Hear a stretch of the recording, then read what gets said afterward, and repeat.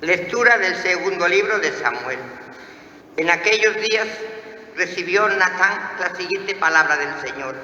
Ve y dile a mi siervo David, esto dice el Señor, cuando tus días se hayan cumplido y te acuestes con tus padres, afirmaré después de ti la descendencia que saldrá de tus entrañas y consolidaré su realeza. Él construirá una casa para mi nombre y yo consolidaré el trono de su realeza para siempre. Yo seré para él padre y él será para mí hijo. Tu casa y tu reino durarán por siempre en mi presencia. Tu trono permanecerá por siempre. Palabra de Dios.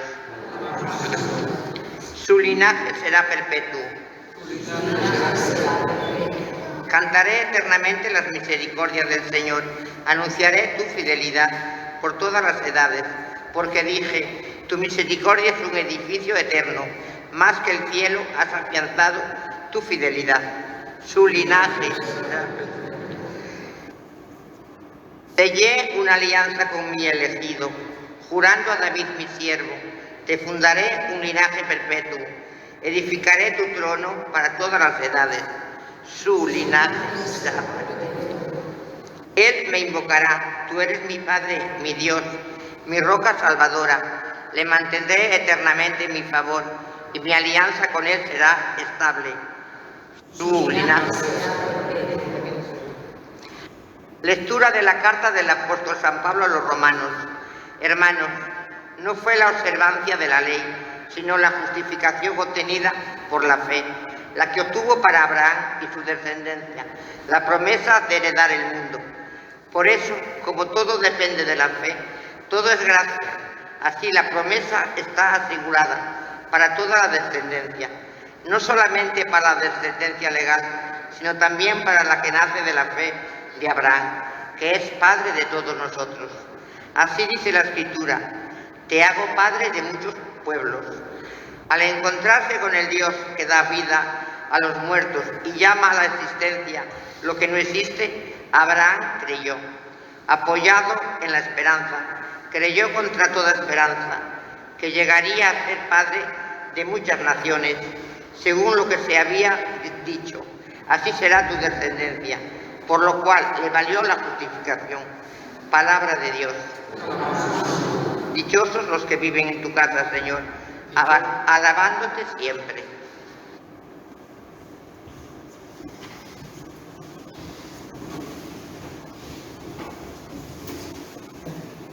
El Señor esté con vosotros.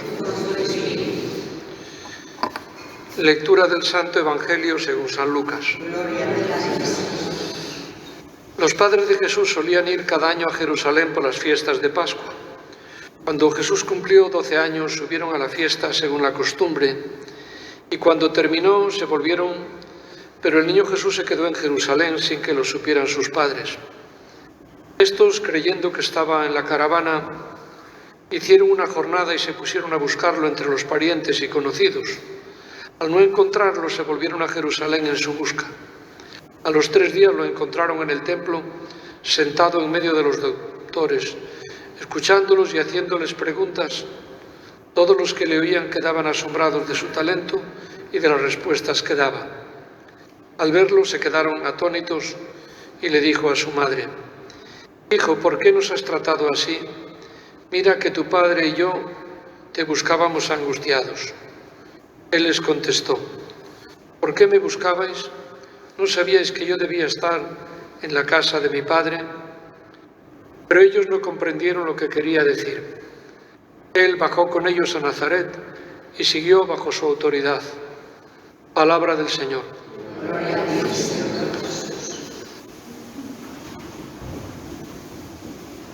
Celebramos hoy la solemnidad de San José. Sabéis que solemnidad es mucho más que fiesta. Y la verdad es que no debería depender para los cristianos la celebración de esta solemnidad de que los gobiernos de turno lo proclamen o no como día festivo o día de trabajo. Por eso yo os felicito por estar aquí, porque es donde debería estar pues, todo cristiano, tal día como hoy. Y lo normal sería que en la misa incluso pues pues fuera abajo, porque esto resultara pequeño. Pero bueno, no vamos ahora a discutir eso. Parece ser que tienen preferencia 2 días de carnaval a San José o a Santiago, patrón de España. Pero bueno, no vamos a ponernos de mal humor por eso. Lo cierto es que José es un personaje sencillo, del que la Biblia nos dice muy pocas cosas. La traducción latina, que llamaba la Biblia Vulgata, le llama vir justus, es decir, un hombre justo, podríamos decir un hombre bueno. Lo que pasa es que al decir justo no se refiere solamente a practicar la justicia, sino un hombre bueno que además se deja justificar por Dios, es decir, que un hombre bueno y creyente. Fijaros, un personaje que parece un personaje secundario y sin embargo es importantísimo, porque yo diría hasta cierto punto envidiable, porque tuvo la oportunidad de ejercer como padre del Hijo de Dios y también pues como esposo de la Virgen María.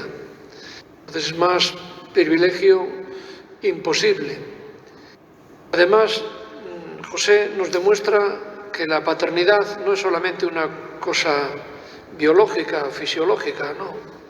Uno puede ser padre físicamente hablando y sin embargo, pues no ser un verdadero padre, porque padre, como alguien decía, es el que ama. ¿Cuántos padres hay que no lo son biológicamente, pero que lo son en realidad de verdad, porque aman y cuidan y quieren? En este sentido, José pues es un verdadero ejemplo. Y ojalá, pues hoy es el Día del Padre, pues muchos padres lo tuvieran en cuenta. Bueno, pues como esposo, todos sabemos que él, a pesar de que comenzó con grandes problemas y dificultades, antes de tener relaciones con su esposa, se encontró con que esperaba un hijo, una situación realmente muy complicada y difícil. Él tenía motivos para desesperarse, para vengarse, incluso sin ejercer la violencia, simplemente denunciarla, y ya pues incluso podría ser castigada por la muerte, por lapidación. Sin embargo, él, como era bueno, pues quiso mantener todo esto en secreto. Después comprendió cuál era la voluntad de Dios. Pues también debería ser ejemplo para tantos esposos que realmente ni aman ni respetan. Pero también, bueno, de José podríamos decir un montón de cosas. Es el patrono de las vocaciones sacerdotales, porque podemos decir que el hogar de Nazaret fue el primer seminario donde se formó el primer, yo diría en cierto sentido, único sacerdote. Los demás sacerdotes lo somos por participación en el sacerdocio de Cristo. Y entonces él pues fue un buen educador. Lo cual no quiere decir que no hubiera dificultades, porque la vida de José todo eran problemas. Primero con María, su prometida, y después terminamos de escuchar el relato de Jesús cuando fueron a celebrar la Pascua al templo de Jerusalén y quedó allí sin decir nada a sus padres. Tardaron 3 días en encontrarlo. Fijaros la angustia de esos padres. Y claro, ¿por qué nos has hecho esto? Es el encuentro a veces que existe entre padres e hijos, que a veces, pues por lo que sea, pues hay unas diferencias. Sin embargo, ellos pues lo hicieron con cariño, con fe y con respeto. Ellos no lo entendían, pero al mismo tiempo lo comprendían. Dice, María guardaba todas estas cosas en su corazón. ¿Cuántas veces, claro, los padres no se dan cuenta que sus hijos pertenecen a otra generación? No quiere decir que sea mejor, pero que hay que tener mucha paciencia a veces y mucho equilibrio para saber comprender las circunstancias de los hijos, sobre todo en el mundo en que vivimos. Pero también Jesús, al mismo tiempo, pues respetuoso Y dice, volvió con ellos a Nazaret y siguió allí bajo su autoridad. Es un ejemplo de lo que debe ser el diálogo en familia. No es imposible que haya determinadas tensiones, pero lo importante es saber, diríamos, llevarlas adelante con buen ánimo, con cariño, con amor, con espíritu de diálogo y de comprensión. Decía San José, patrono del seminario de las vocaciones sacerdotales y religiosas, por eso él lo invocamos también para que nunca falten vocaciones sacerdotales y religiosas. Otros años se celebraba tal día como hoy el día del seminario. Este año se celebraba el domingo, no obstante yo no hablé del tema porque Dios mediante vendrá el domingo a predicar a la misa el rector del seminario de Astorga. Seminario que tiene pocos seminaristas, pero que se mantiene en pie. Tenemos aquí uno de ellos, Ángel, seminarista en familia. Pues es una alegría, porque de las pocas parroquias de la diócesis que tiene seminaristas está esta y otro par de ellas. En fin, yo lo que le puedo decir a él y a todos los, si alguien me preguntara, ¿merece la pena ser sacerdote? Yo diría, pues sí, en todos los sentidos, merece la pena. Y el Señor no elige a uno ni porque sea mejor, lo elige porque le da la gana. Y entonces si Dios te elige porque le da la gana, aunque tú no entiendas el porqué, pues diré, pues su razón tendrá. Y yo digo, siempre merece la pena y nunca hay que añorar ni envidiar otros caminos pensando que la gente va a ser más feliz. No, yo iba a decir, no envidio a mis compañeros. Éramos 176 cuando empezamos en el seminario. ¿Cuántos de ellos salimos curas? El de Fuentesnuevas y un servidor. Bueno, y otro que está en Madrid. Sí. Y bueno, pues yo no envidio a ninguno. No envidio a ninguno. No creo ni que sean más felices, ni que... No.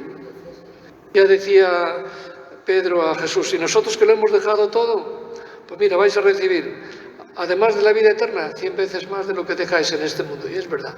Bueno, pues que el Señor nos conceda que llame, porque cuando el Señor llama, la verdad es que no hay lugar para la duda. O sea, cuando Dios llama como quiere, miremos la historia de los profetas, decían, pero es que si no sé hablar, es que si soy un niño, si soy... Tú, haz lo que yo te mande. Bueno, pues merece la pena seguirlo.